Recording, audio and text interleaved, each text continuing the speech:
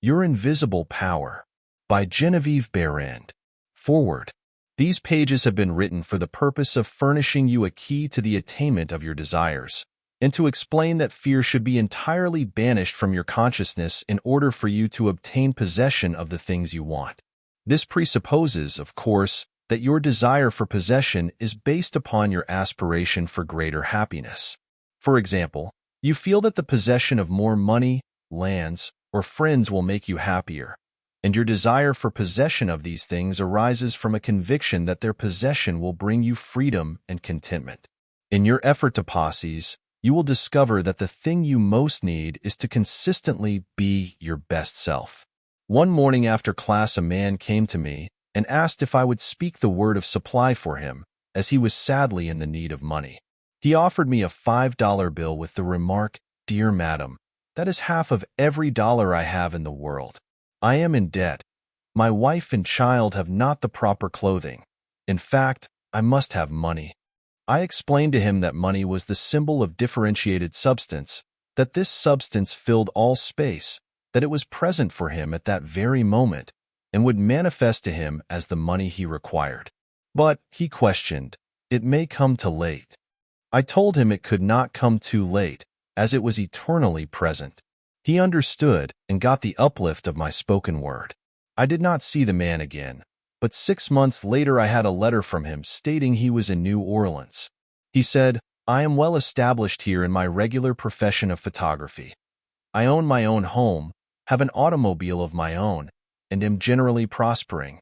And dear Mrs. Behrend, I want to thank you for lifting me out of the depths that day in New York. 3 days after I talked to you, a man whom I have not seen for years met me on the street. When I explained my situation to him, he loaned me the money to pay my bills and come down here. The enclosed check is to help you continue your wonderful work of teaching people how to mentally reach out and receive their never-failing supply. I would not take anything for my understanding as you have given it to me. God bless you." A feeling that greater possessions, no matter of what kind they may be, will of themselves bring contentment or happiness is a misunderstanding. No person, place, or thing can give you happiness. They may give you cause for happiness and a feeling of contentment, but the joy of living comes from within.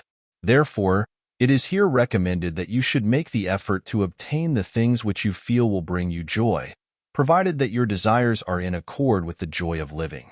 It is also desired, in this volume, to suggest the possibilities in store for all who make persistent effort to understand the law of visualization and who make practical application of this knowledge on whatever plane they may be.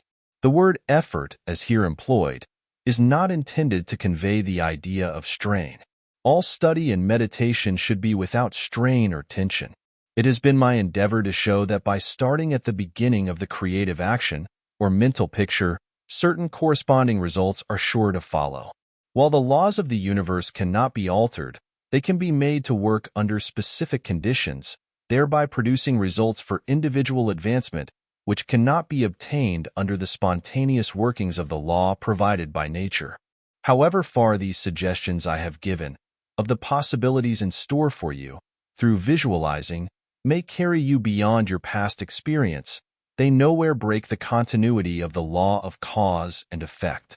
If though the suggestions here given, anyone is brought to realize that his mind is a center through and in which all power there is in operation, simply waiting to be given direction in the one and only way through which it can take specific action, and this means reaction in concrete or physical form, then the mission to which this book is dedicated has been fulfilled. Try to remember that the picture you think, feel, and see is reflected into the universal mind, and by the natural law of reciprocal action must return to you in either spiritual or physical form.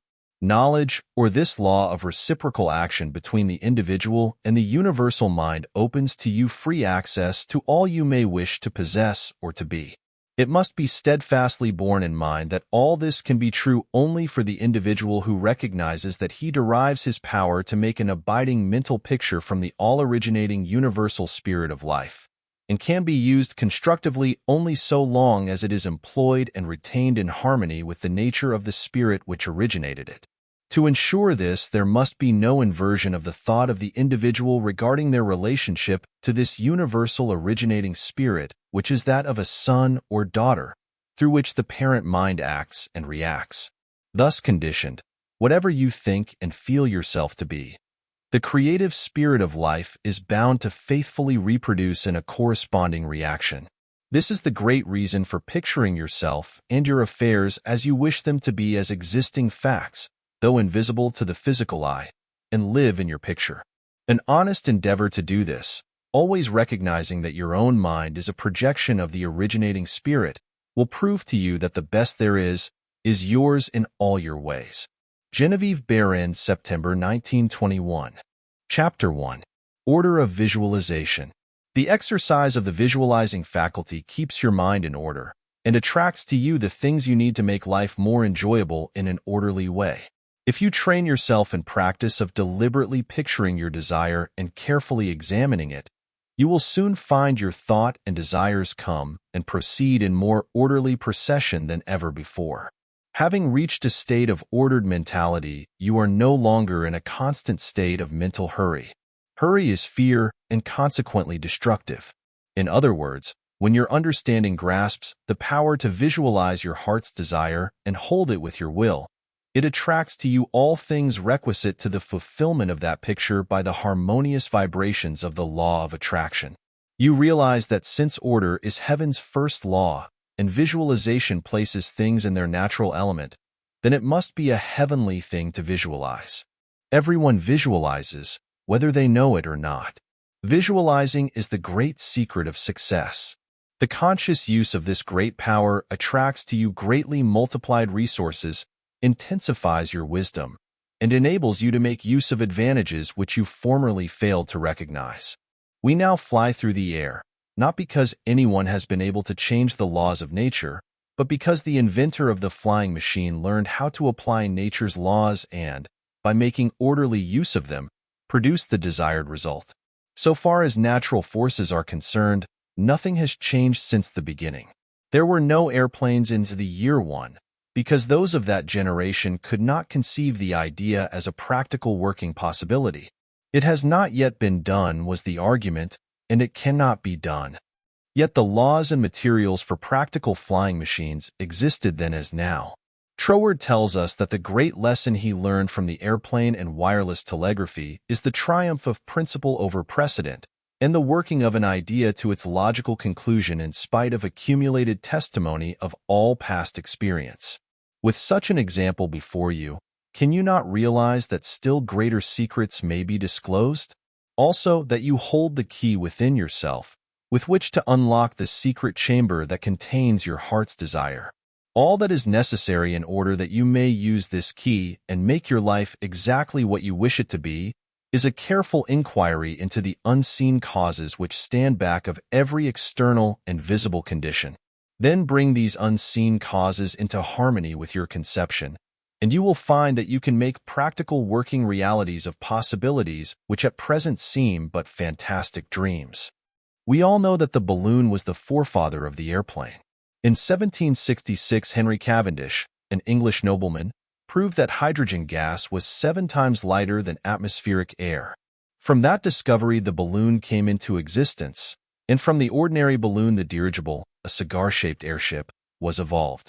Study of aeronautics and the laws of aerial locomotion of birds and projectiles led to the belief that mechanism could be evolved by which heavier-than-air machines could be made to travel from place to place and remain in the air by the maintenance of great speed which would overcome by propulsive force the ordinary law of gravitation. Professor Langley of Washington, who developed much of the theory which others afterward improved, was subjected to much derision when he sent a model airplane up only to have it bury its nose in the muddy water of the Potomac. But the Wright brothers, who experimented in the latter part of the 19th century, realized the possibility of traveling through the air in a machine that had no gas bag. They saw themselves enjoying this mode of transportation with great facility. It is said that one of the brothers would tell the other, when their varied experiments did not turn out as they expected, "It's all right, brother. I can see myself riding in that machine, and it travels easily and steadily." Those Wright brothers knew what they wanted, and kept their pictures constantly before them. In visualizing or making a mental picture, you are not endeavoring to change the laws of nature. You are fulfilling them. Your object in visualizing is to bring things into regular order both mentally and physically. When you realize that this method of employing the creative power brings your desires, one after another, into practical material accomplishment, your confidence in the mysterious but unfailing law of attraction, which has its central power station in the very heart of your word/picture, becomes supreme. Nothing can shake it. You never feel that it is necessary to take anything from anybody else. You have learned that asking and seeking have receiving and finding as their correlatives. You know that all you have to do is to start the plastic substance of the universe flowing into the thought molds your picture desire provides. Chapter 2. How to attract to yourself the things you desire. The power within you which enables you to form a thought picture is the starting point of all there is. In its original state, it is the undifferentiated, formless substance of life. Your thought picture forms the mold, so to speak, into which this formless substance takes shape. Visualizing, or mentally seeing things and conditions as you wish them to be, is the condensing, the specializing power in you that might be illustrated by the lens of a magic lantern. The magic lantern is one of the best symbols of this imaging faculty. It illustrates the working of the creative spirit on the plane of the initiative and selection, or in its concentrated specializing form, in a remarkably clear manner. This picture slide illustrates your own mental picture, invisible in the lantern of your mind until you turn on the light of your will. That is to say, you light up your desire with absolute faith that the creative spirit of life, in you, is doing the work.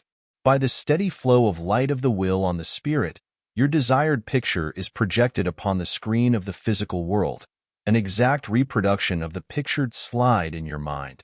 Visualizing without a will sufficiently steady to inhibit every thought and feeling contrary to your picture would be as useless as a magic lantern without the light.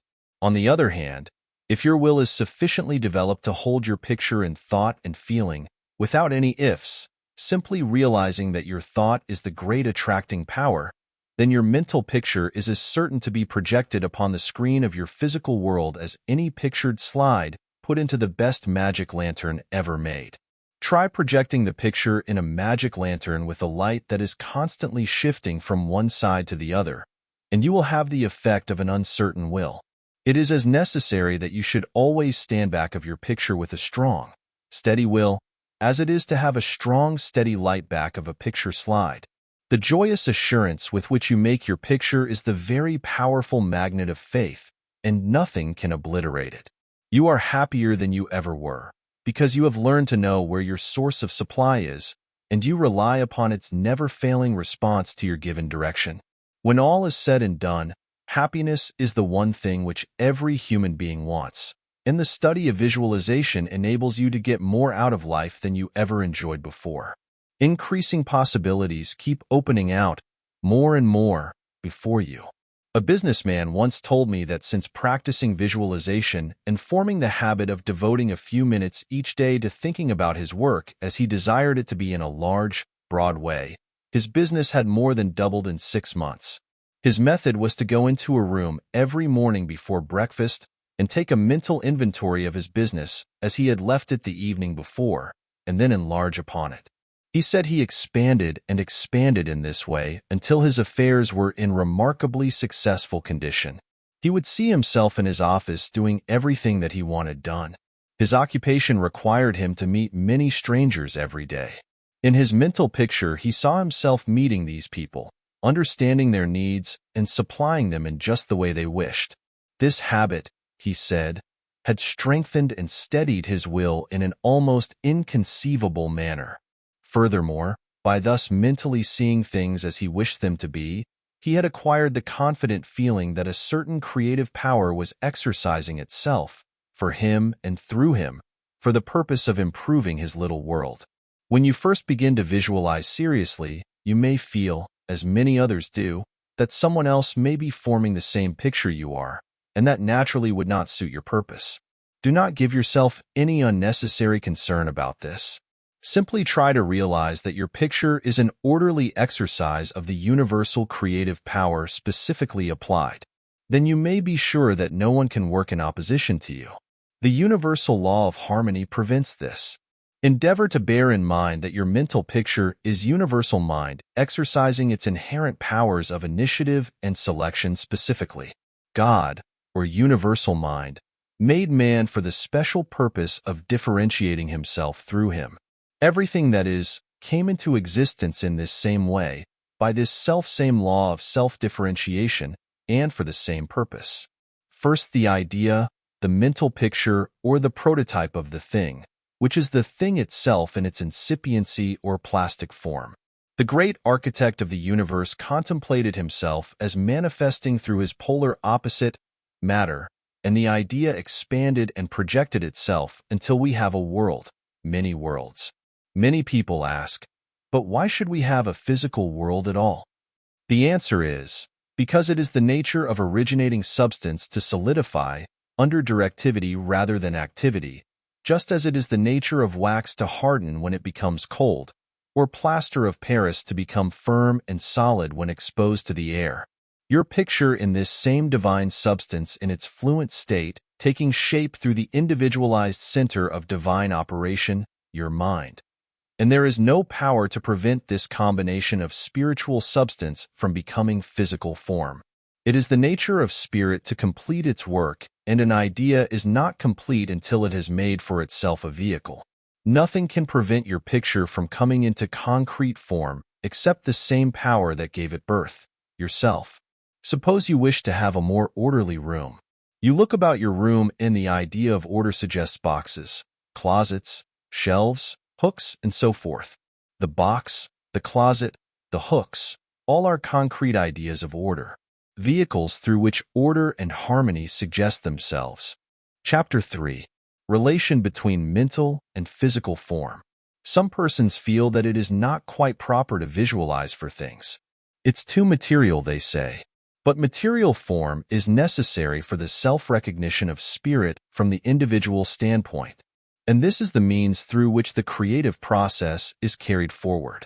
Therefore, far from matter being an illusion and something that ought not to be, as some metaphysical teachers have taught, matter is the necessary channel for the self-differentiation of spirit. However, it is not my desire to lead you into lengthy and tiresome scientific reasoning in order to remove the mystery of visualization and to put it upon a logical foundation. Naturally, each individual will do this in his own way. My only wish is to point out to you the smoothest way I know, which is the road on which Foreword guides me. I feel sure you will conclude as I have, that the only mystery in connection with visualizing is the mystery of life taking form, governed by unchangeable and easily understood laws. We all possess more power and greater possibilities than we realize, and visualizing is one of the greatest of these powers. It brings other possibilities to our observation. When we pause to think for a moment, we realize that for a cosmos to exist at all, it must be the outcome of a cosmic mind, which binds all individual minds to a certain generic unities of action, thereby producing all things as realities and nothing as illusions.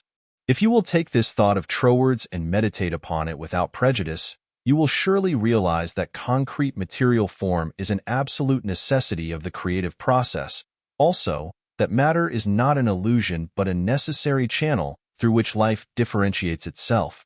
If you consider matter in its right order as the polar opposite to spirit, you will not find any antagonism between them. On the contrary, together they constitute one harmonious whole. And when you realize this, you feel, in your practice of visualizing, that you are working from cause to effect, from beginning to finish.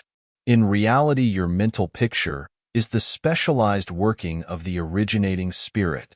One could talk for hours on purely scientific lines, showing, as Foreword says, that raw material for the formation of the solar systems is universally distributed throughout all space.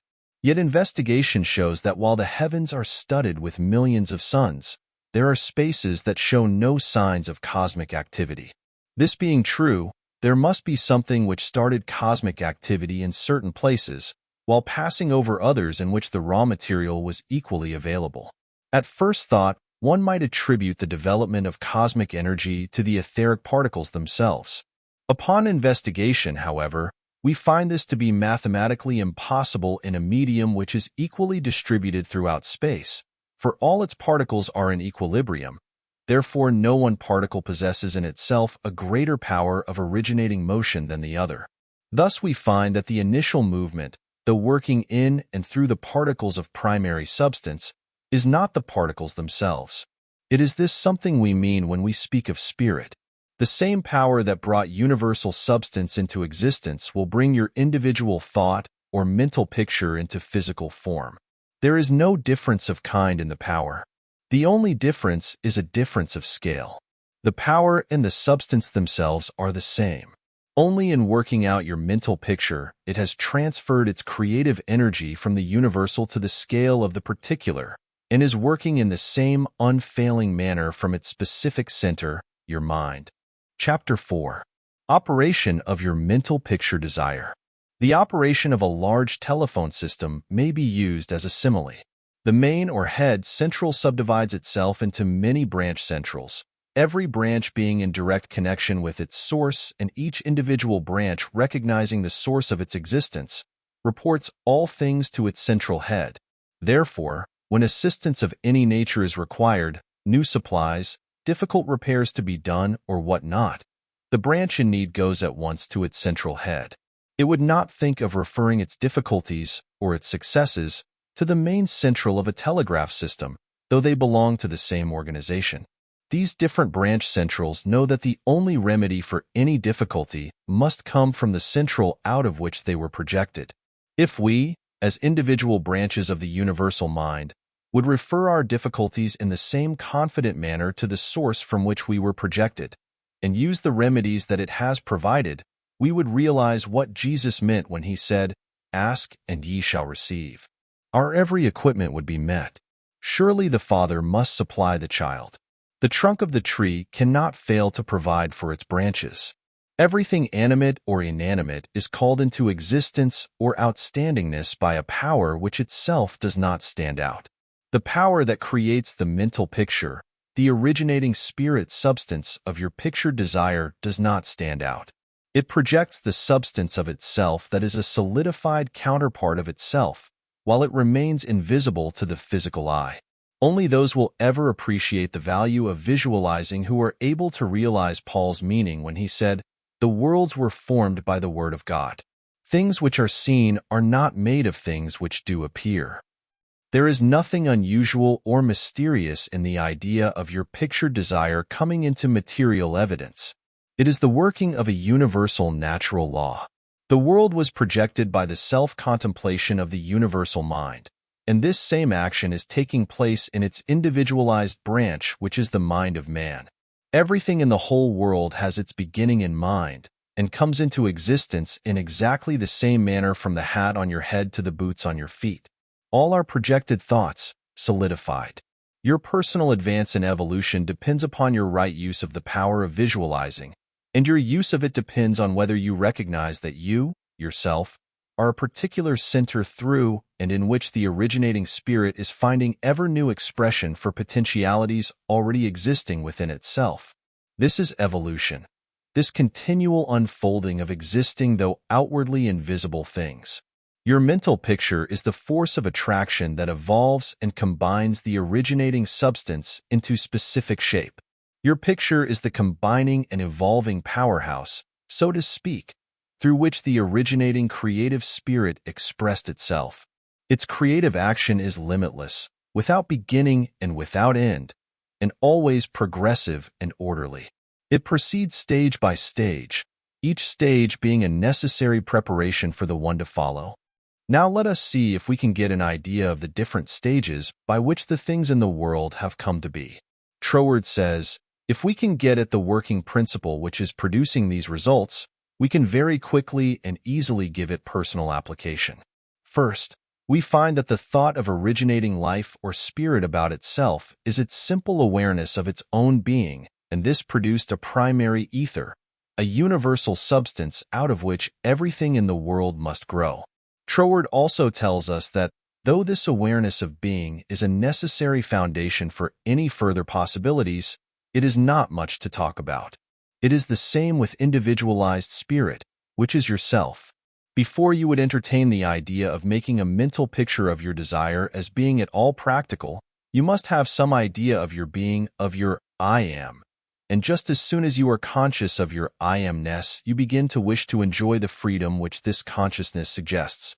You want to do more and be more, and as you fulfill this desire within yourself, localized spirit begins conscious activities in you.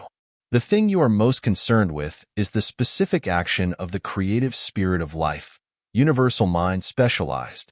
The localized God germ in you is your personality, your individuality, and since the joy of absolute freedom is the inherent nature of this God germ, it is natural that it should endeavor to enjoy itself through its specific center.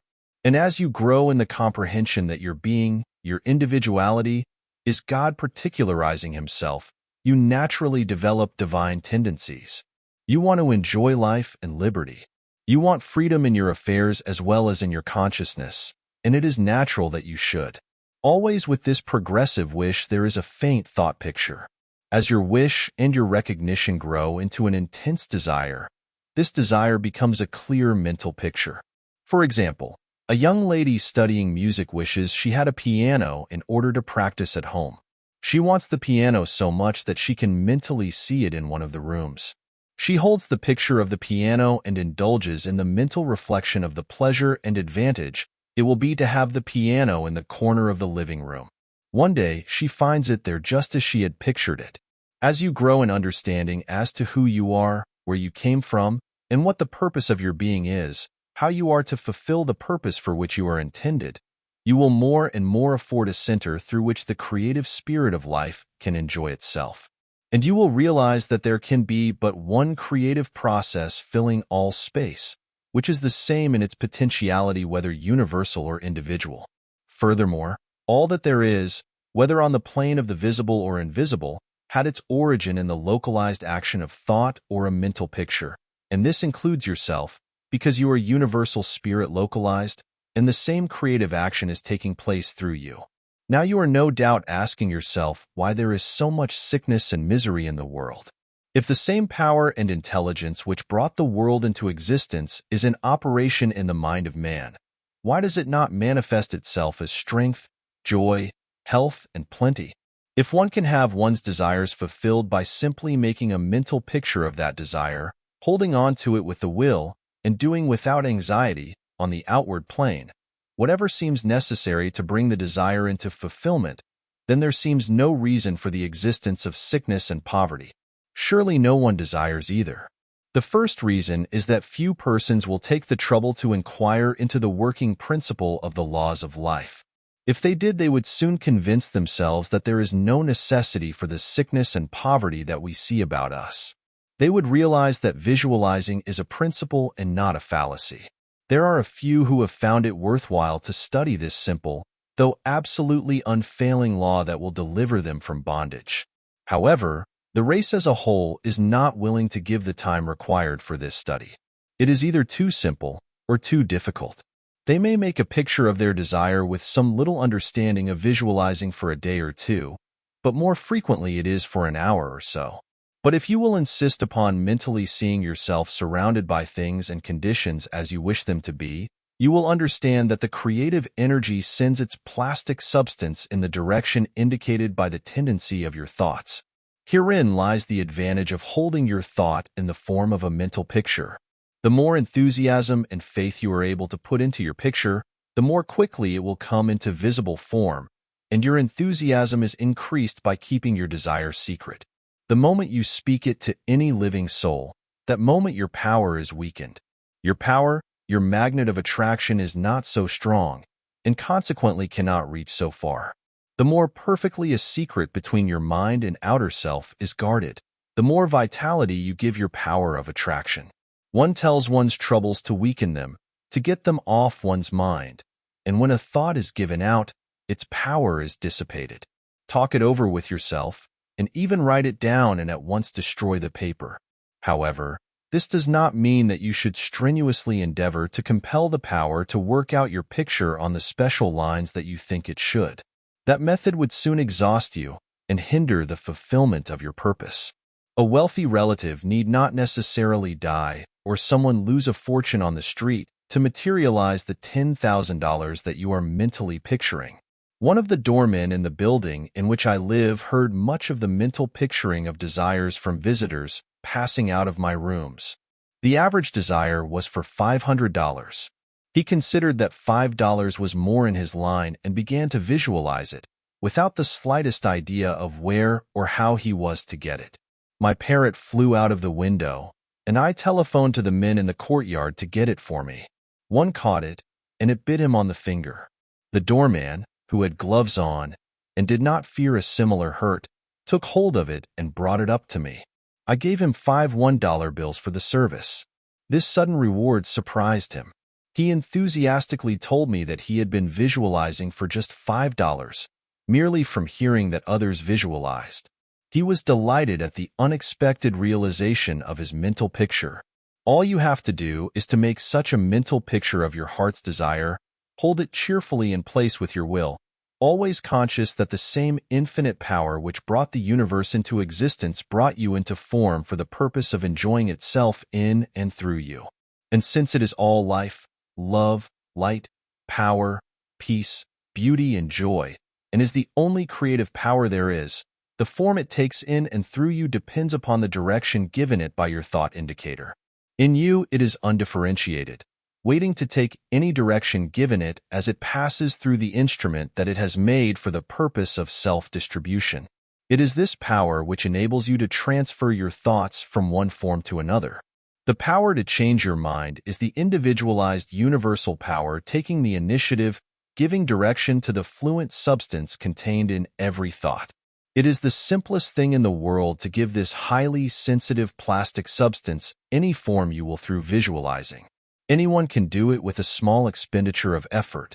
Once you really believe that your mind is a center through which the plastic substance of all there is in your world takes involuntary form, the only reason why your picture does not always materialize is because you have introduced something antagonistic to the fundamental principle. Very often this destructive element is caused by the frequency with which you change your pictures. After many such changes, you decide that your original desire is what you want after all. Upon this conclusion, you begin to wonder why, being your first picture, it hasn't materialized. The plastic substance with which you are mentally dealing is more sensitive than the most sensitive photographer's film. If, in taking a picture, you suddenly remembered you had already taken a picture on that same plate, you would not expect a perfect result of either picture. On the other hand, you may have taken 2 pictures on the same plate unconsciously. When the plate has been developed, and the picture comes into physical view, you do not condemn the principle of photography, nor are you puzzled to understand why your picture has turned out so unsatisfactorily. You do not feel that it is impossible for you to obtain a good, clear picture of the subject in question. You know that you can do so by simply starting at the beginning, putting in a new plate, and determining to be more careful while taking your picture next time. These lines followed out, you are sure of a satisfactory result. If you will proceed in the same manner with your mental picture, doing your part in a correspondingly confident frame of mind, the result will be just as perfect. The laws of visualizing are as infallible as the laws governing photography. In fact, photography is the outcome of visualizing. Again, your results in visualizing and your desires may be imperfect or delayed through the misuse of this power, owing to the thought that the fulfillment of your desire is contingent upon certain persons or conditions. The originating principle is not in any way dependent upon any person, place, or thing. It has no past and knows no future. The law is that the originating creative principle of life is the universal here and everlasting now. It creates its own vehicles through which to operate. Therefore, past experience has no bearing upon your present picture. So do not try to obtain your desire through a channel that may not be natural for it, even though it may seem reasonable to you. Your feeling should be that the thing, or the consciousness which you so much desire, is normal and natural, a part of yourself, a form for your evolution. If you can do this, There is no power to prevent your enjoying the fulfillment of the picture you have in hand, or any other. Chapter 5. Expressions from Beginners.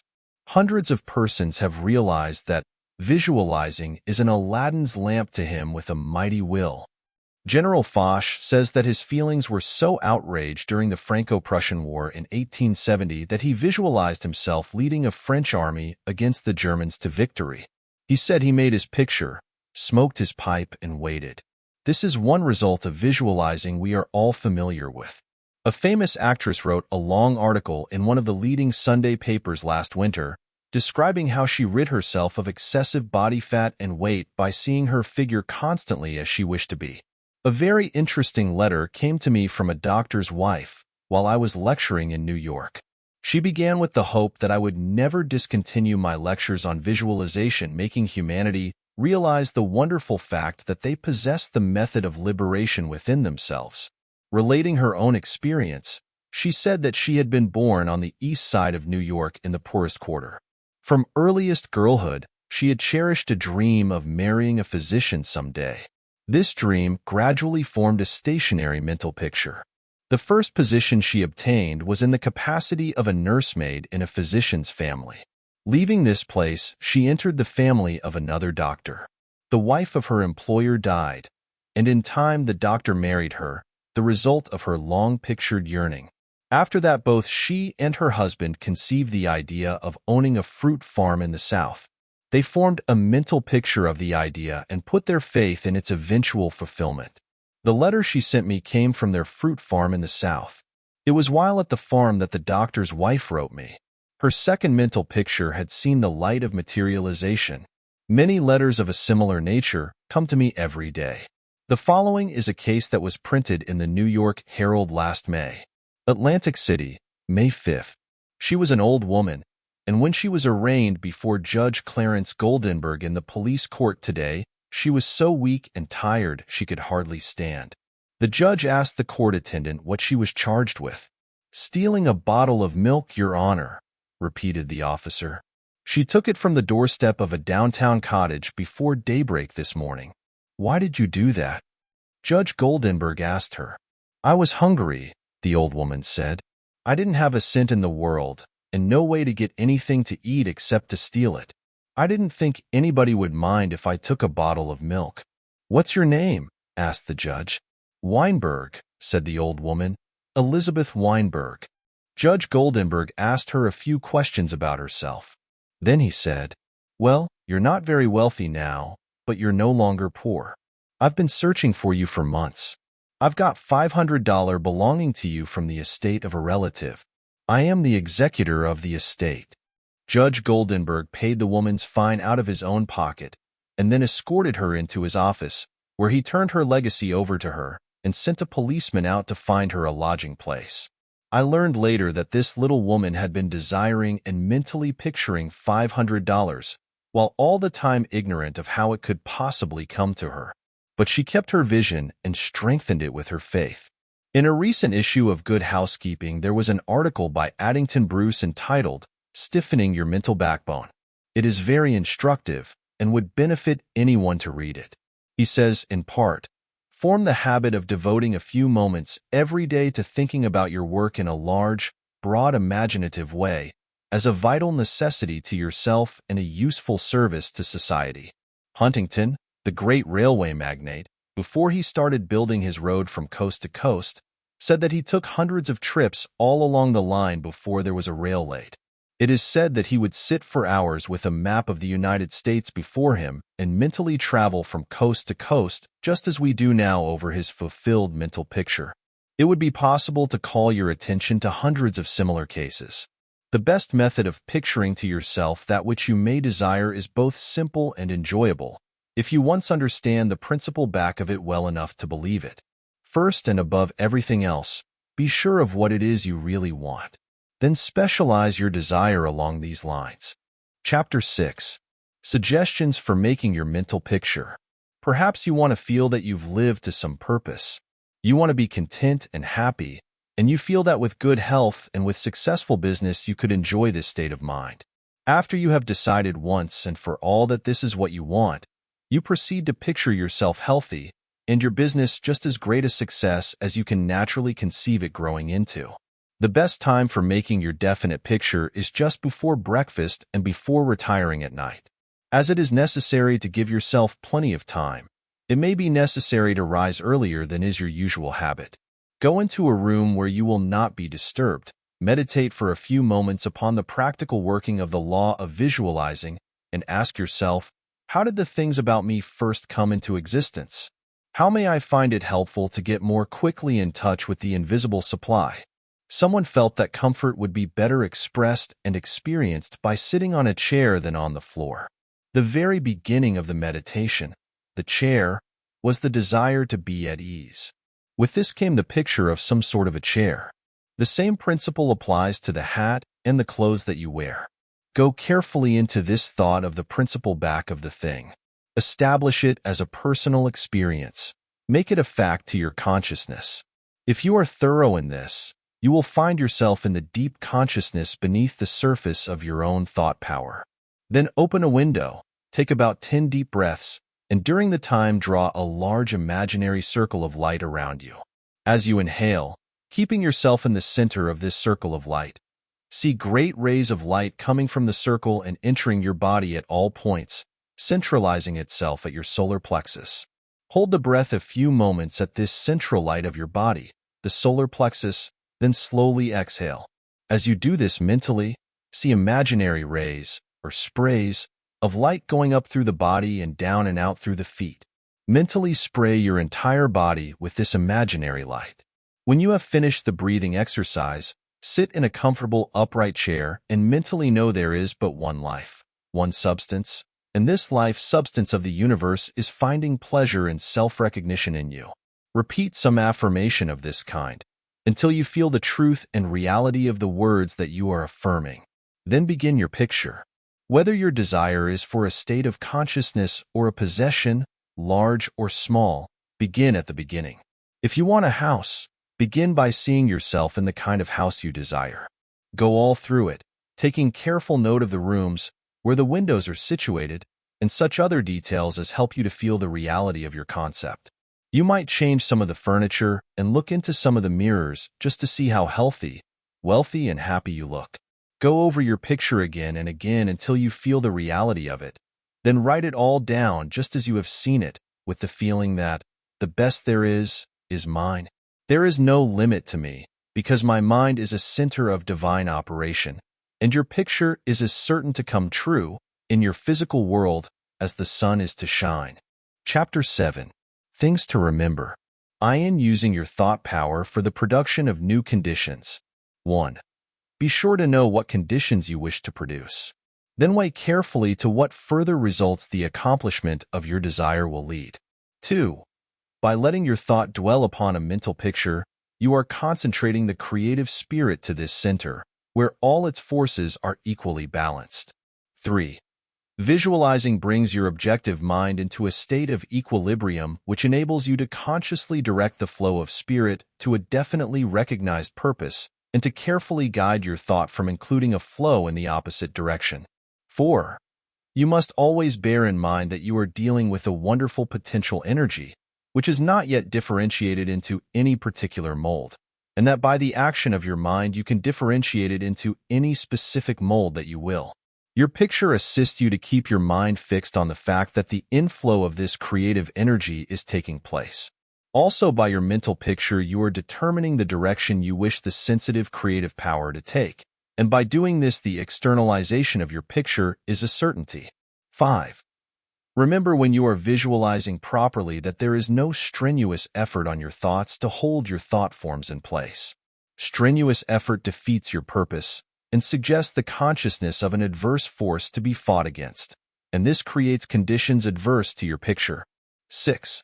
By holding your picture in a cheerful frame of mind, you shut out all thoughts that would disperse the spiritual nucleus of your picture. Because the law is creative in its action, your picture desire is certain of accomplishment. 7.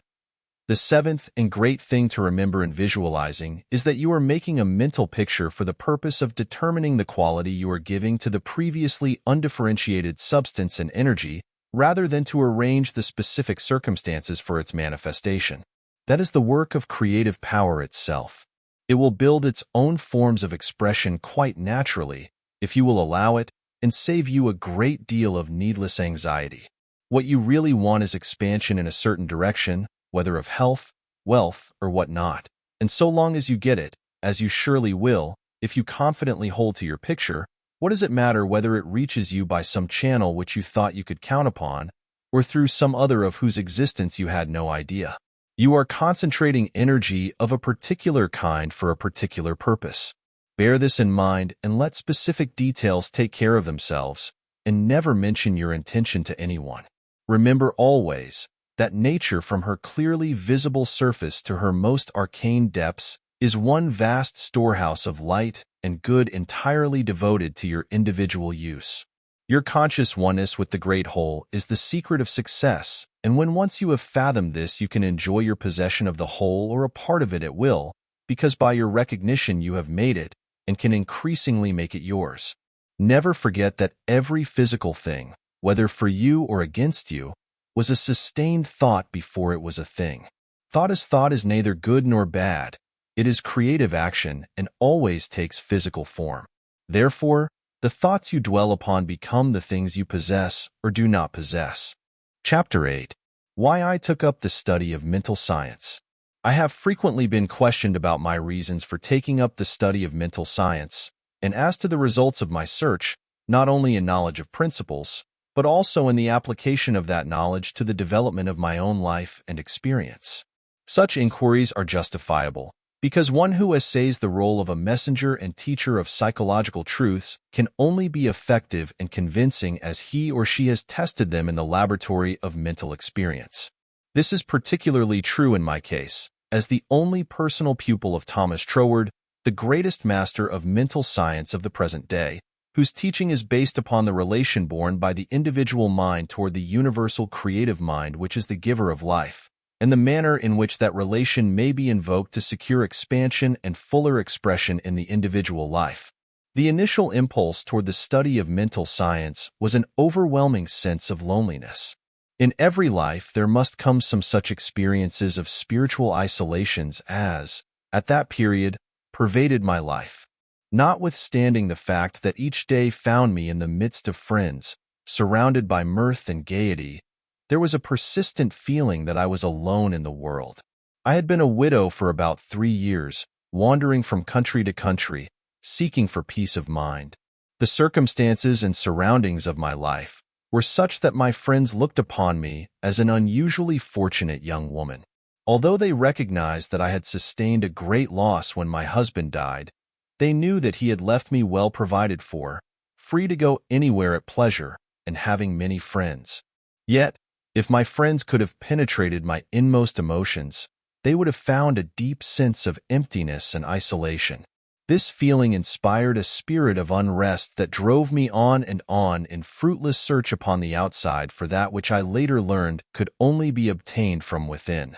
I studied Christian Science, but it gave me no solace, though fully realizing the great work the scientists were doing, and even having the pleasure and privilege of meeting Mrs. Eddy personally.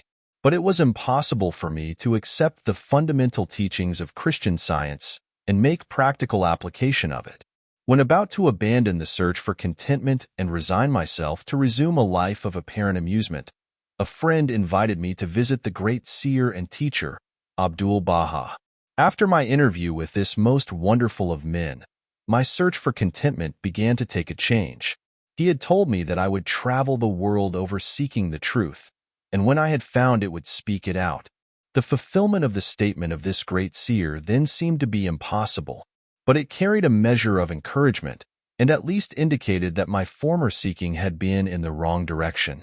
I began in a feeble and groping way to find contentment within myself, for had he not intimated that I should find the truth? That was the big thing, and about the only thing I remember of our interview. A few days later, upon visiting the office of a New Thought practitioner, my attention was attracted to a book on his table entitled The Edinburgh Lectures on Mental Science by Thomas Troward. It interested me to see that Troward was a retired divisional judge from the Punjab, India. I purchased the book, thinking I would read it through that evening. Many have endeavored to do the same thing, only to find, as I did, that the book must be studied in order to be understood, and hundreds have decided, just as I did, to give it their undivided attention. After finding this treasure book, I went to the country for a few days, and while there studied the volume as thoroughly as I could. It seemed extremely difficult, and I decided to purchase another book of Foreword's, in the hope that its study might not require so much of an effort. Upon inquiry, I was told that a subsequent volume, The Door Lectures, was much the simpler and better of the two books. When I procured it, I found that it must also be studied. It took me weeks and months to get even a vague conception of the meaning of the first chapter of Door, which is entitled Entering into the Spirit of It. I mean by this that it took me months to enter into the spirit of what I was reading. But in the meantime, a paragraph from page 26 arrested my attention as seeming the greatest thing I had ever read. I memorized it and endeavored with all my soul to enter into the spirit of Foreword's words. The paragraph reads, "My mind is a center of divine operation. The divine operation is always for expansion and fuller expression, and this means the production of something beyond what has gone before, something entirely new, not included in the past experience, though proceeding out of it by an orderly sequence of growth. Therefore, since the divine cannot change its inherent nature, it must operate in the same manner with me. Consequently, in my own special world, of which I am the center, it will move forward to produce new conditions, always in advance of any that have gone before." It took an effort on my part to memorize this paragraph, but in the endeavor toward this end, the words seemed to carry with them a certain stimulus. Each repetition of the paragraph made it easier for me to enter into the spirit of it. The words expressed exactly what I had been seeking for. My one desire was for peace of mind. I found it comforting to believe that the divine operation in me could expand to fuller expression and produce more and more contentment. In fact, a peace of mind and a degree of contentment greater than I had ever known. The paragraph further inspired me with deep interest to feel that the life spark in me could bring into my life something entirely new. I did not wish to obliterate my past experience, but that was exactly what Foreword said it would not do. The divine operation would not exclude my past experience, but proceeding out of them would bring some new thing that would transcend anything that I had ever experienced before. Meditation on these statements brought with it a certain joyous feeling. What a wonderful thing it would be if I could accept and sincerely believe, beyond all doubt, that this one statement of Foreword's was true. Surely the divine could not change its inherent nature, and since divine life is operating in me, I must be divinely inhabited, and the divine in me must operate just as it operates upon the universal plane. This meant that my whole world of circumstances, friends, and conditions would ultimately become a world of contentment and enjoyment of which I am the center. This would all happen just as soon as I was able to control my mind and thereby provide concrete center around which the divine energies could play. Surely it was worth trying for. If Foreword had found this truth, why not I? The idea held me to my task.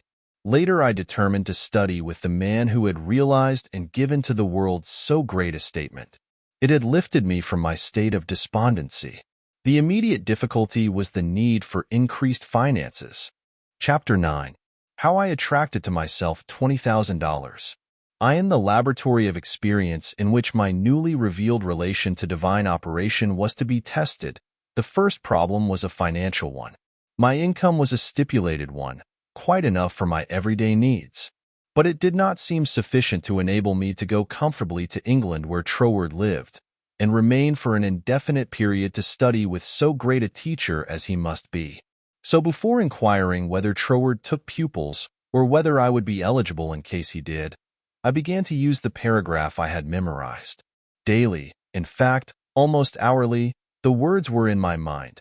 My mind is a center of divine operation, and divine operation means expansion into something better than has gone before. From the Edinburgh lectures, I had read something about the law of attraction, and from the chapter of causes and conditions, I had gleaned a vague idea of visualizing. So every night, before going to sleep, I made a mental picture of the desired $20,000. $21,000 bills were counted over each night in my bedroom, and then, with the idea of more emphatically impressing my mind with the fact that this $20,000 was for the purpose of going to England and studying with Foreword, I wrote out my picture, saw myself buying my steamer ticket, walking up and down the ship's deck from New York to London, and finally, saw myself accepted as Foreword's pupil. This process was repeated every morning and every evening, always impressing more and more fully upon my mind Foreword's memorized statement. My mind is a center of divine operations. I endeavored to keep this statement in the back part of my consciousness all the time with no thought in mind as how the money might be obtained. Probably the reason why there was no thought of the avenues through which the money might reach me was because I could not possibly imagine where the $20,000 would come from. So I simply held my thoughts steady and let the power of attraction find its own ways and means. One day, while walking on the street, taking deep breathing exercises, the thought came, my mind is surely a center of divine operation. If God fills all space, then God must be in my mind also. If I want this money to study with Foreword that I may know the truth of life, then both the money and the truth must be mine, though I am unable to feel or see the physical manifestations of either. Still, I declared, it must be mine. While these reflections were going on in my mind, there seemed to come up from within me the thought, I am all the substance there is. Then, from another channel in my brain, the answer seemed to come, of course, that's it. Everything must have its beginning in mind. The idea, must be the only one and primary substance there is, and this means money as well as everything else. My mind accepted this idea, and immediately all the tension of mind and body was relaxed. There was a feeling of absolute certainty of being in touch with all the power life has to give. All thought of money, teacher, or even my own personality vanished in the great wave of joy which swept over my entire being. I walked on with this feeling of joy steadily increasing and expanding until everything about me seemed to glow with resplendent light. Every person I passed was illuminated as I was. All consciousness of personality had disappeared, and in its place there came that great and almost overwhelming sense of joy and contentment. That night when I made my picture of the $20,000, it was with an entirely changed aspect.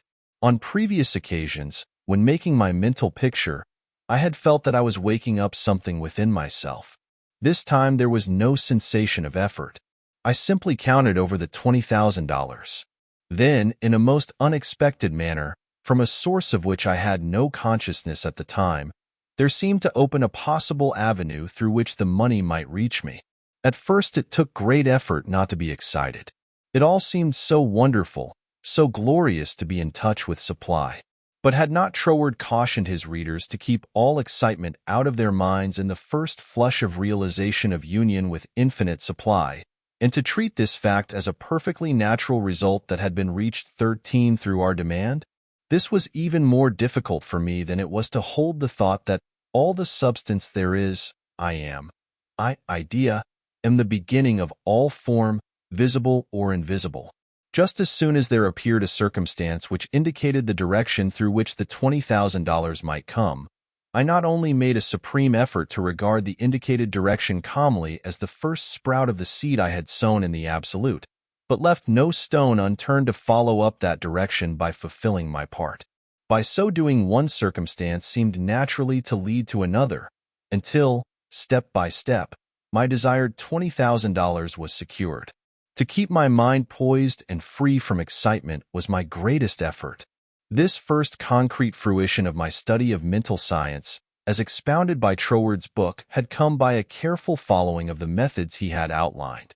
In this connection, therefore, I can offer to the reader no better gift than to quote Foreword's book, The Edinburgh Lectures, from which may be derived a complete idea of the line of action I was endeavoring to follow. In the chapter on causes and conditions, he says, to get good results, we must properly understand our relation to the great impersonal power we are using. It is intelligent, and we are intelligent, and the two intelligences must cooperate. We must not fly in the face of the law expecting it to do for us what it can only do through us. and we must therefore use our intelligence with the knowledge that it is acting as the instrument of a greater intelligence. And because we have this knowledge, we may and should cease from all anxiety as to the final result. In actual practice, we must first form the ideal conception of our object with the definite intention of impressing it upon the universal mind. It is this thought that takes such thought out of the region of mere casual fancies, and then affirm that our knowledge of the law is sufficient reason for a calm expectation of a corresponding result, and that therefore all necessary conditions will come to us in due order. We can then turn to the affairs of our daily life with the calm assurance that the initial conditions are either there already or will soon come into view. If we do not at once see them, let us rest content with the knowledge that the spiritual prototype is already in existence and wait till some circumstance pointing in the desired direction begins to show itself. It may be a very small circumstance, but it is the direction and not the magnitude that is to be taken into consideration. As soon as we see it, we should regard it as the first sprouting of the seed sown in the absolute, and do calmly, and without excitement, whatever the circumstances seem to require, and then later on we shall see that this doing will in turn lead to a further circumstance in the same direction, until we find ourselves conducted, step by step, to the accomplishment of our object. In this way, the understanding of the great principle of the law of supply will, by repeated experiences, deliver us more and more completely out of the region of anxious thought and toilsome labor, and bring us into a new world where the useful employment of all our powers, whether mental or physical, will only be an unfolding of our individuality upon the lines of its own nature, and therefore a perpetual source of health and happiness, a sufficient inducement, surely, to the careful study of the laws governing the relation between the individual and the universal mind. To my mind, then as now, this quotation outlines the core and center of the method and manner of approach necessary for coming in touch with infinite supply. At least it, together with the previously quoted statement, "My mind is a center of divine operation," etc., constituted the only apparent means of attracting to myself the $20,000. My constant endeavor to get into the spirit of these statements, and to attract to myself this needed sum, was about 6 weeks, at the end of which time I had in my bank the required $20,000. This could be made into a long story, giving all the details, but the facts, as already narrated, will give you a definite idea of the magnetic condition of my mind while the $20,000 was finding its way to me. Chapter 10. How I became the only personal pupil of the greatest mental scientist of the present day. As soon as the idea of studying with Foreword came to me, I asked a friend to write to him for me, feeling that perhaps my friend could put my desire in better or more persuasive terms than I could employ. To all the letters written by this friend I received not one reply. This was so discouraging that I would have completely abandoned the idea of becoming Foreword's pupil, except for the experience I had that day on the street when my whole world was illuminated, and I remembered the promise, "All things whatsoever thou wilt, believe thou hast received, and thou shalt receive." With this experience in my mind, my passage to England was arranged, notwithstanding the fact that apparently my letters were ignored. We wrote again, however, and finally received a reply, very courteous though very positive. Foreword did not take pupils. He had no time to devote to a pupil. Notwithstanding this definite decision, I declined to be discouraged because of the memory of my experience upon the day when the light and the thought came to me, "I am all the substance there is." I seemed to be able to live that experience over at will, and with it there always came a flood of courage and renewed energy. We journeyed on to London, and from there telegraphed Foreword, asking for an interview. The telegram was promptly answered by Foreword setting a date when he could see us. At this time Foreword was living in Rouen Manor, a little out-of-the-way place in the southern part of England, about 20 miles from a railway station. We could not find it on the map, and with great difficulty Cook's touring agency in London located the place for us. There was very little speculation in my mind as to what Foreword would say to me in this interview. There always remained the feeling that the truth was mine. Also that it would grow and expand in my consciousness until peace and contentment were outward as well as inward manifestations of my individual life. We arrived at Foreword's house in a terrific rainstorm, and were cordially received by Troward himself, whom I found, much to my surprise, to be more the type of a Frenchman than an Englishman.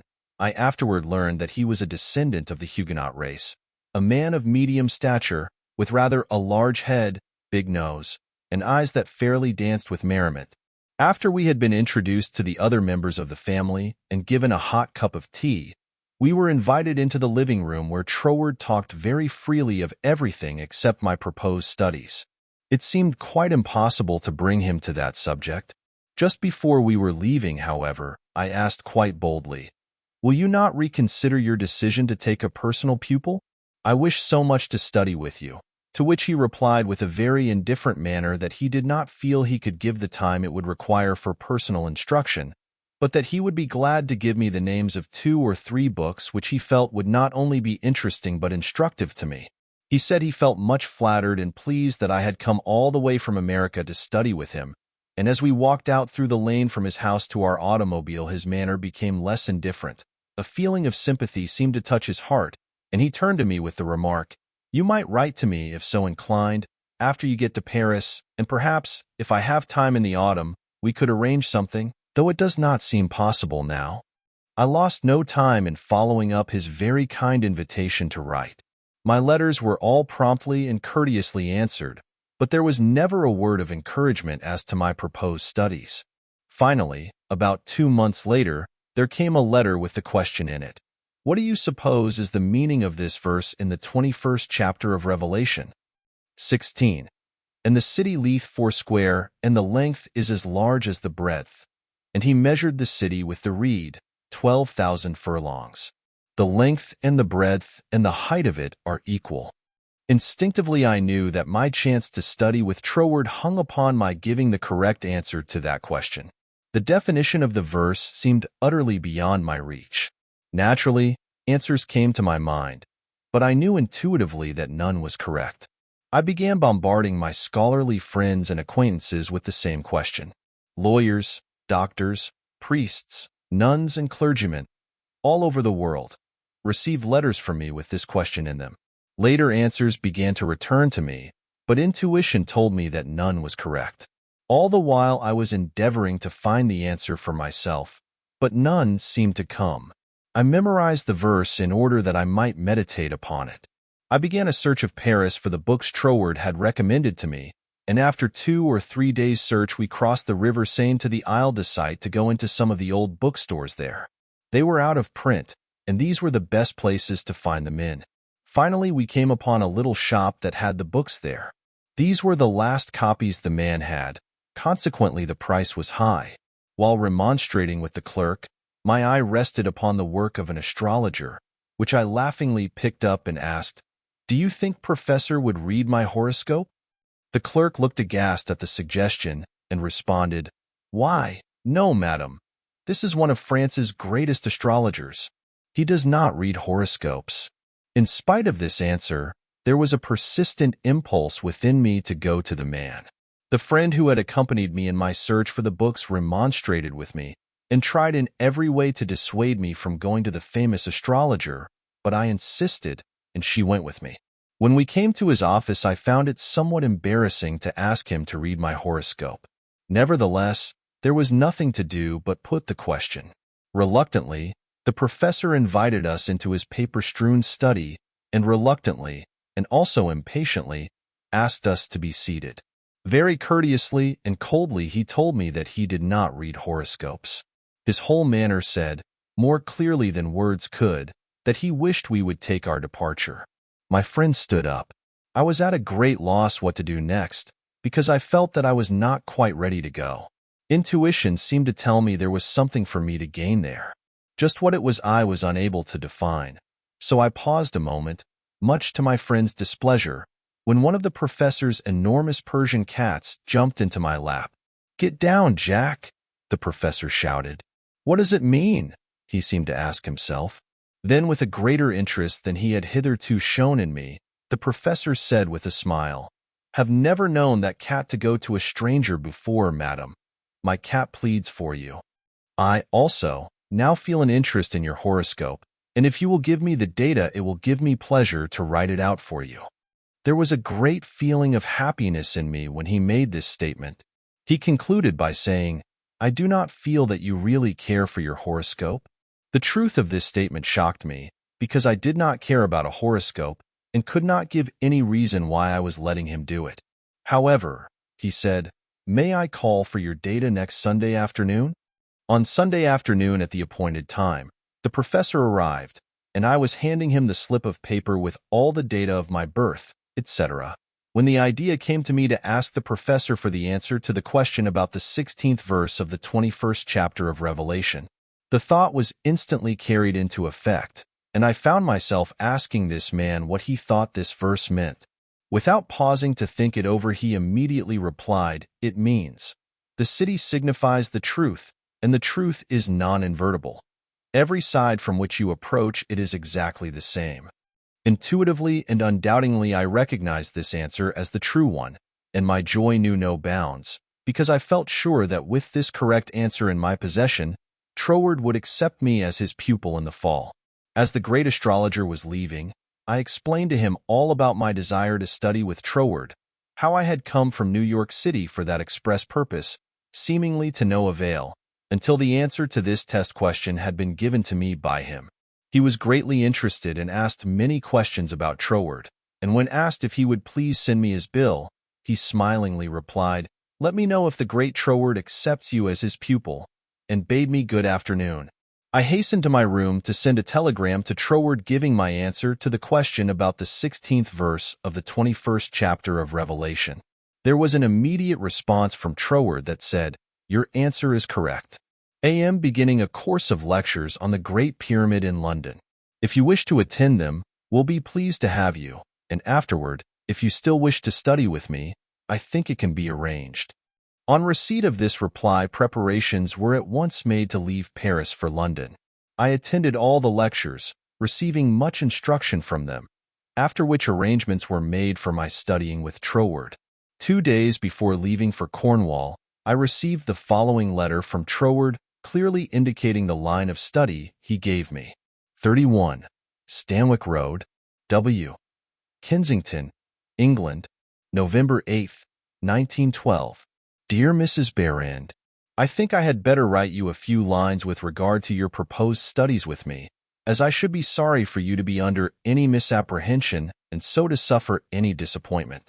I have studied the subject now for several years, and have a general acquaintance with the leading features of most of the systems which, unfortunately, occupy attention in many circles at the present time, such as Theosophy, the Tarot, the Kabbalah, and the like, and I have no hesitation in saying that, to the best of my judgment, all sorts and descriptions of so-called occult study are in direct opposition to the real life-giving truth, and therefore, you must not expect any teaching on such lines as these.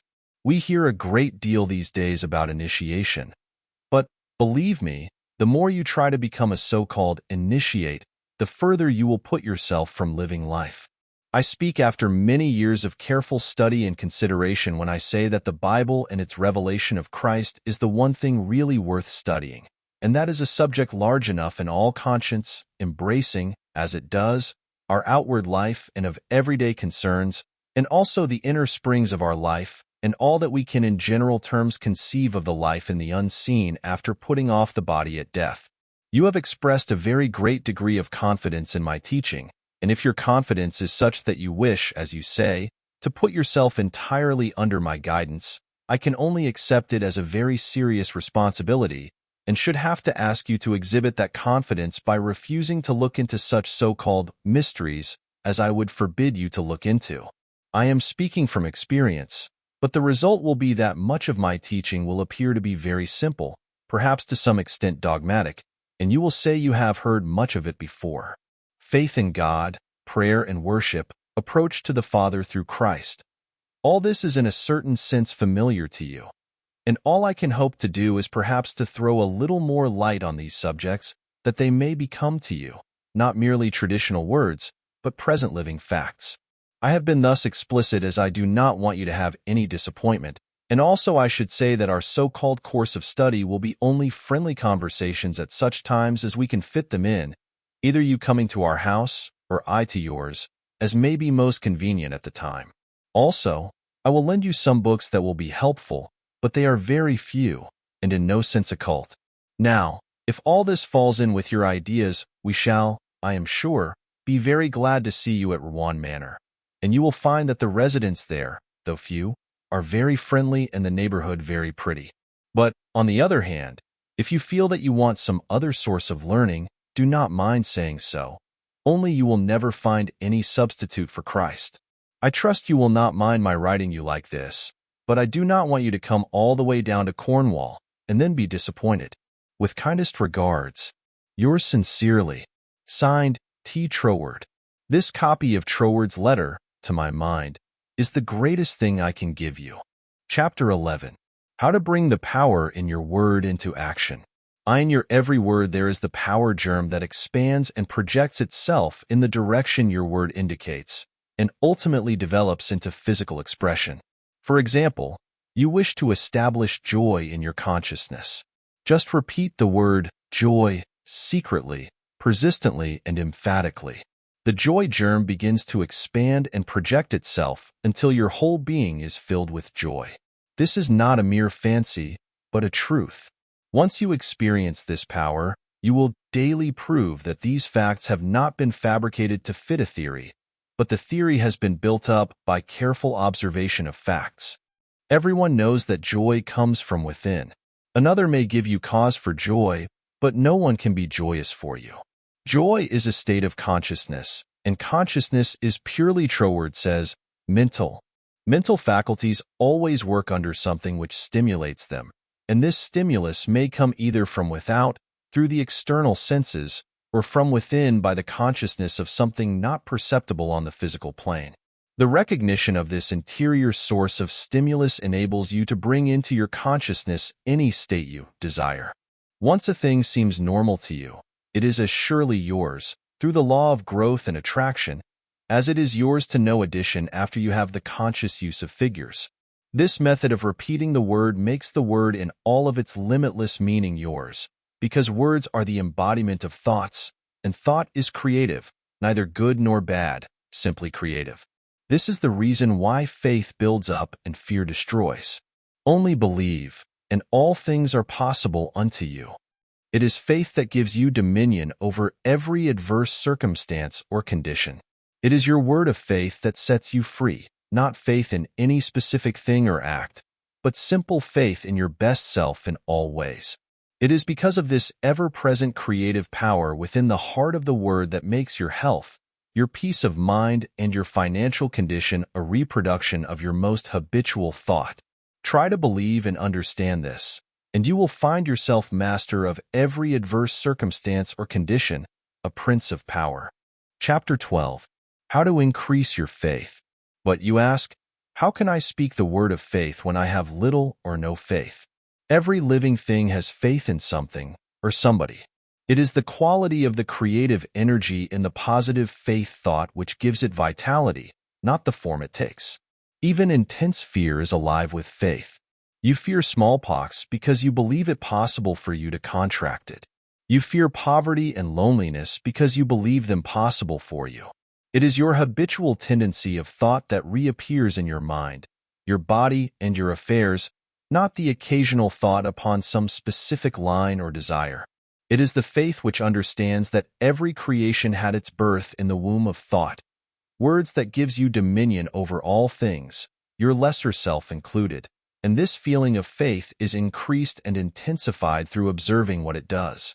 This observation is the observation of your state of consciousness when you did, not when you hoped you might, but feared it was too good to be true. How did you feel that time when you simply had to bring yourself into a better frame of mind and did, or you had to have a certain thing and got it? Live these experiences over again and again, mentally, until you really feel in touch with the self that knows and does, and the best there is yours. Chapter 13. The reward of increased faith. Because you have expanded your faith into the faith and laws of the universe that know no failure, your faith in the best of yourself, the principle of life in you, has brought you into conscious realization that you are not a victim of the universe, but a part of it.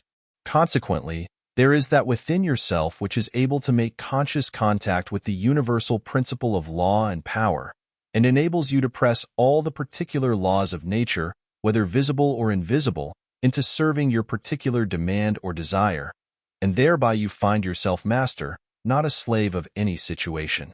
Foreword tells us that this mastering is to be accomplished by knowledge, and the only knowledge which will afford this purpose in all its measureless immensity is the knowledge of the personal element in universal spirit and its reciprocity to our own personality. In other words, the words you think, the personality you feel yourself to be, are all reproductions in miniature or specialized God, or universal spirit. All your word thoughts were God word forms before they were yours. The words you use are the instruments, channels, through which the creative energy takes shape. Naturally, this sensitive creative power can only reproduce in accordance with the instrument through which it passes. All disappointments and failures are the result of endeavoring to think one thing and produce another. This is just as impossible as it would be for an electric fan to be used for lighting purposes, or for water to flow through a crooked pipe in a straight line. The water must take the shape of the pipe through which it flows. Even more truly, this sensitive, invisible, fluent substance must reproduce outwardly the shape of the thought word through which it passes. This is the law of its nature. Therefore, it logically follows, as a man thinketh, so is he. Hence, when your thought or word form is in correspondence with the eternal constructive and forward movement of the universal law, then your mind is the mirror in which the infinite power and intelligence of the universe sees itself reproduced, and your individual life becomes one of harmony. Chapter 14. How to make nature respond to you. It should be steadily borne in mind that there is an intelligence and power in all nature and all space that is always creative and infinitely sensitive and responsive. The responsiveness of its nature is twofold. It is creative and amenable to suggestion.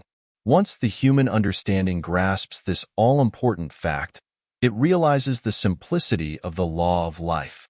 All that is necessary is to realize that your mind is a center of divine operation, and consequently contains that within itself which accepts suggestions, and expect all life to respond to your call, and you will find suggestions which tend to the fulfillment of your desire coming to you, not only from your fellow men, but also from the flowers, the grass, the trees, and the rocks, which will enable you to fulfill your heart's desire, if you act upon them in confidence on this physical plane.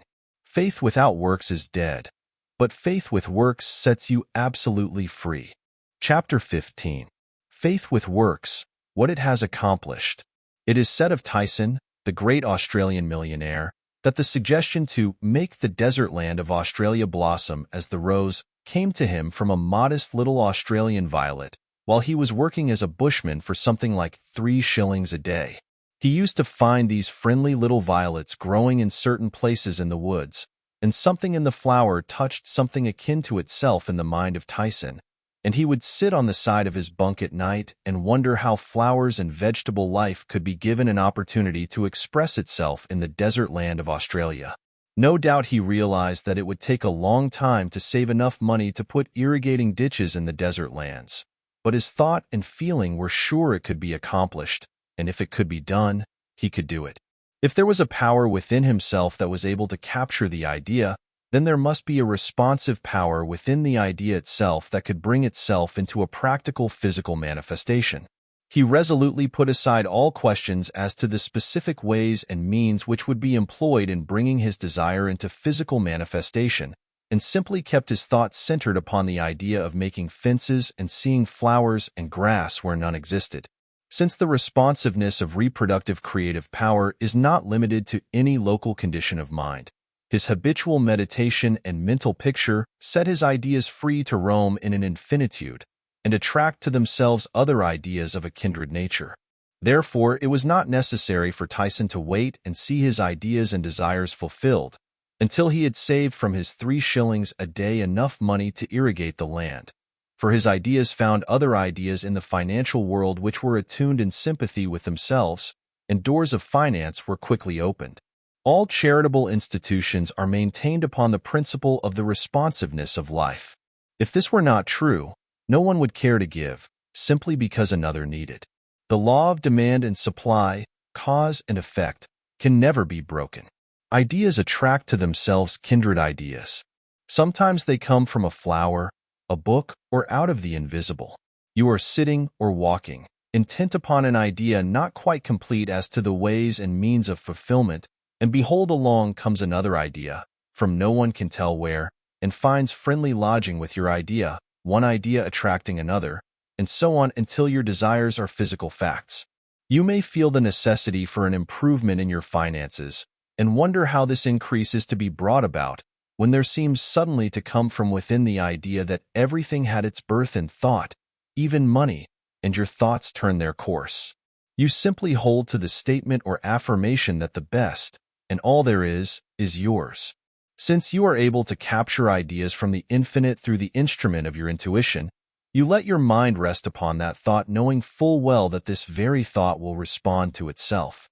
Your inhibition of the thought of doubt and feeling of anxiety enables the reassuring ideas to establish themselves and attract to themselves "I can" and "I will" ideas, which gradually grow into physical form of the desire in mind. In the conscious use of the universal power to reproduce your desires in physical form, 3 facts should be borne in mind. First, all space is filled with a creative power. Second, this creative power is amenable to suggestion. Third, it can only work by deductive methods. As Foreword tells us, this last is an exceedingly important point, for it implies that the action of the ever-present creative power is in no way limited by precedent. It works according to the essence of the spirit of the principle. In other words, this universal power takes its creative direction from the word you give it. Once man realizes this great truth, it becomes the most important of all his consideration with what character this sensitive reproductive power is invested. It is the unvarying law of this creative life principle that, as a man thinketh in his heart, so is he.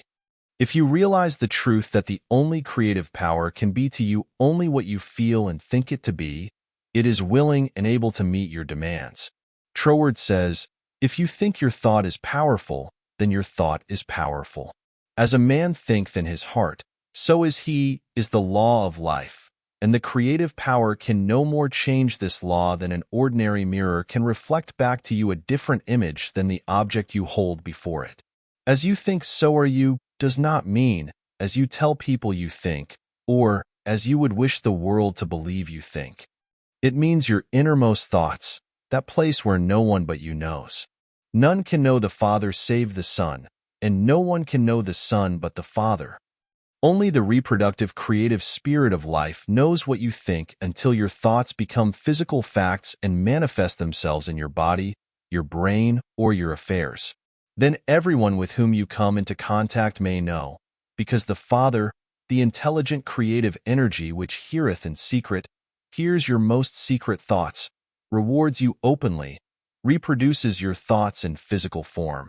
As you think, you know that is what you become, should be kept in the background of your mind constantly.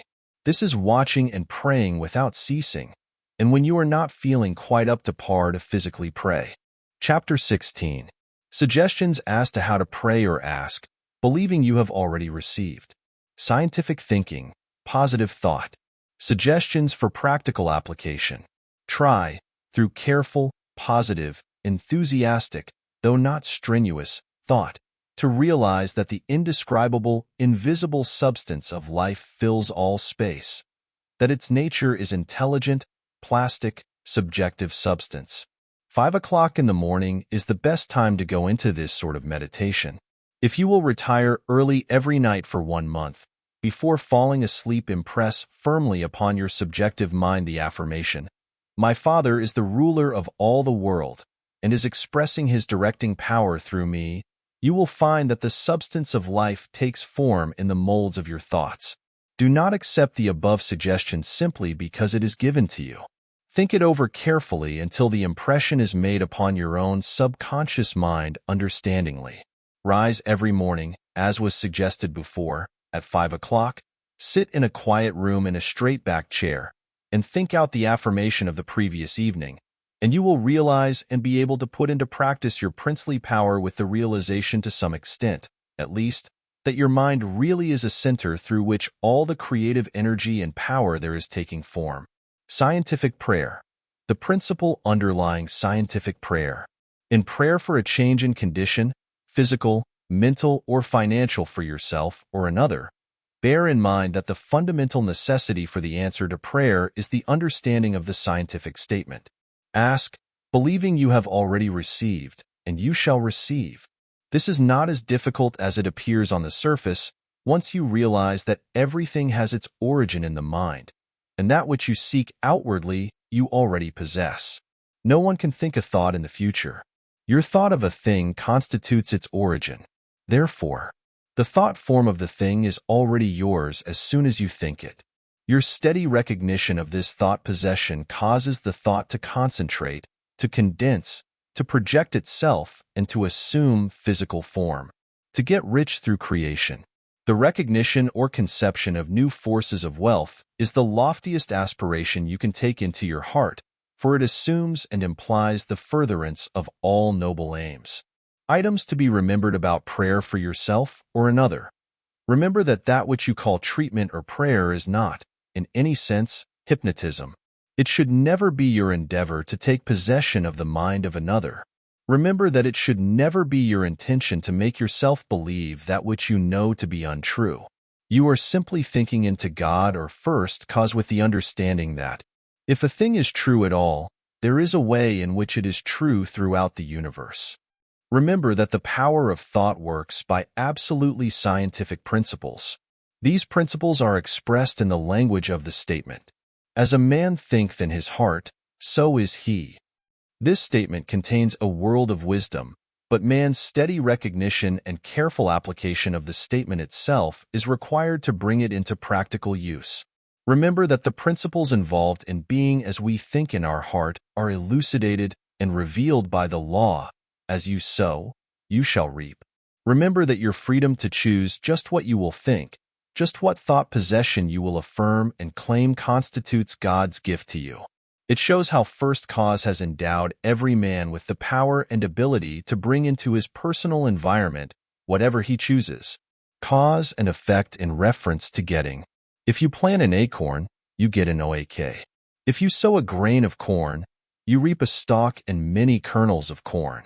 You always get the manifestation of that which you consciously or unconsciously affirm and claim, habitually declare and expect, or in other words, ASUSOW. Therefore, sow the seeds of I am, I ought, I can, I will. Realize that because you are you ought, that because you ought, you can, that because you can, you do. The manifestation of this truth, even in a small degree, gives you the indisputable understanding that dominion is your charter right. You are an heir of First Cause, endowed with all the power he has. God has given you everything. All is yours, and you know that all you have to do is to reach out your mental hand and take it. This formula may serve as a pattern to shape your own prayer or affirmation into God for the benefit of another or yourself. If for another, you speak the Christian name of the person you wish to help, then dismiss their personality entirely from your consciousness. Intensify your thought by meditating upon the fact that there is that in you which finds the way, which is the truth and is the life. You are affirming this fact, believing that since you are thinking this, it is already yours. Having lifted up your feeling to the central idea of this meditation, you examine your own consciousness to see if there is aught which is unlike God. If there is any feeling of fear, worry, malice, envy, hatred, or jealousy, turn back in your meditation to cleanse your thought through the affirmation that God's love and purity fill all space, including your heart and soul. Reconcile your thought with the love of God, always remembering that you are made in the image and likeness of love. Keep this cleansing thought in mind until you feel that you have freed your consciousness entirely of all thoughts and feelings other than love and unity with all humanity. Then if denials do not disturb you, deny all that is unlike your desired manifestation. This accomplished, you almost overlay your denial with the affirmative thought that you are made in the image and likeness of God, and that you already have your desire fulfilled in its original spiritual or thought form. Closing of prayer.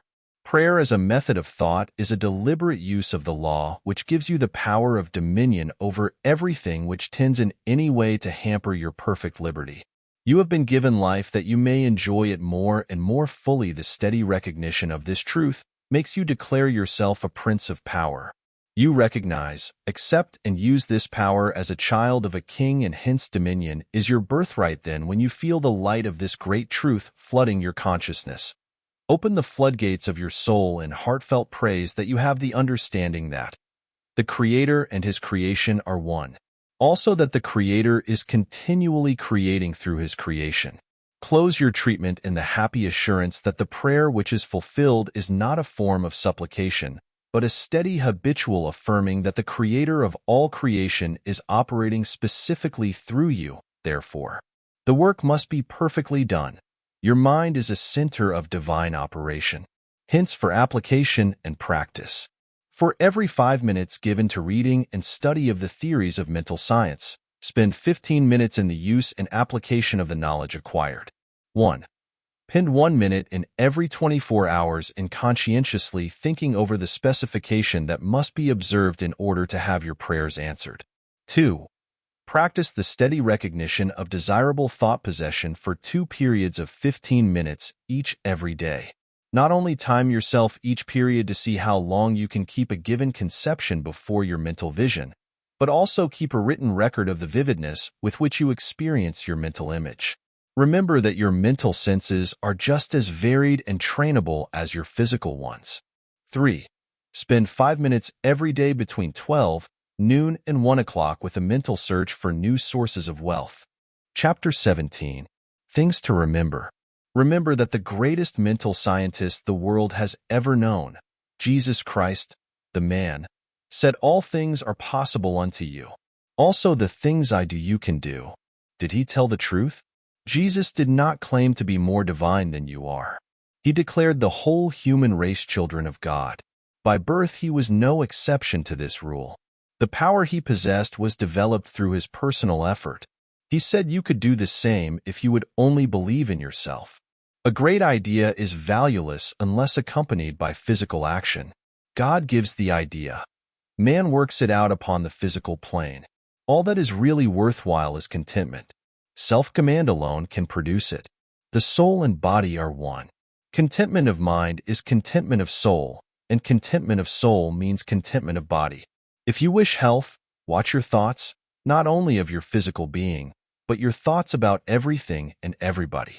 With your will keep them in line with your desire, and outwardly act in accordance with your thoughts, and you will soon realize that all power both over thoughts and conditions has been given to you.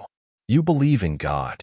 Believe in yourself as the physical instrument through which God operates. Absolute dominion is yours when you have sufficient self-mastery to conquer the negative tendency of thoughts and actions. Ask yourself daily, what is the purpose of the power which put me here?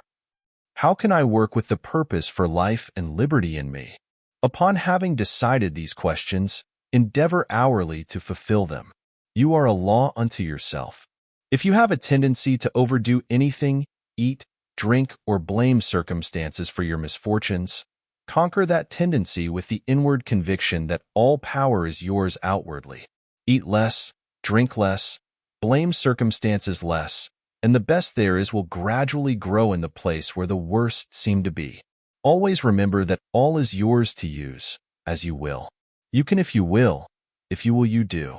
God the Father blesses you with all He has to give. Make good godly use of it. The reason for greater success when you first began your studies and demonstrations in mental science is that your joy and enthusiasm at the simple discovery of the power within was greater than you have been able to put into your understanding later. With increased understanding, put increasing joy and enthusiasm, and the results will correspond.